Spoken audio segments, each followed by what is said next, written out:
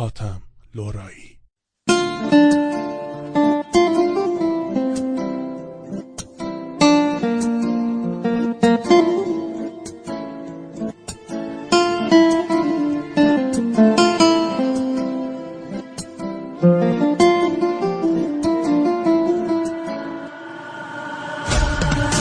مال خود من باش، دل تو بسپار به دلم، قلبمو میدم جاش. بدجوری میخوامت غیر من، هر کی گفت دوست دارم گوش نده به حرفاش. مال خود من باش، مال خود من باش. سفید شدن تار موهام، خندیدی خراب شدن آرزوهام.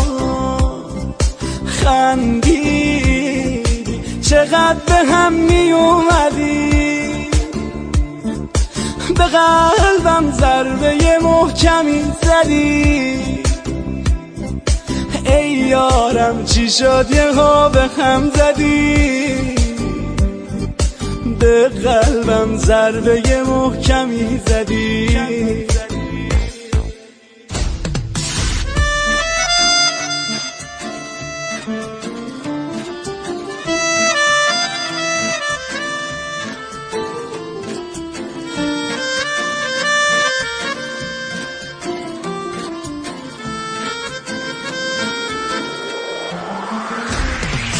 دلم که تنگه، هوای گریه داره، اشک توی چشما برورم نمیذاره.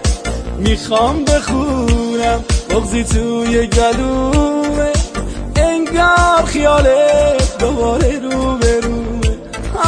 انگار خیالت دوباره روبرومه.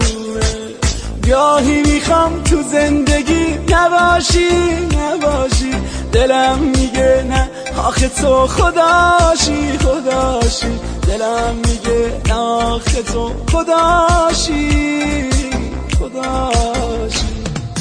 جوونیمو ازم گرفت وقتی دستای عشقمو گرفت، رفت و تو بغلش آروم گرفت، رفت و جون جوونیمو گرفت. مال خود من باش. علی اسدی.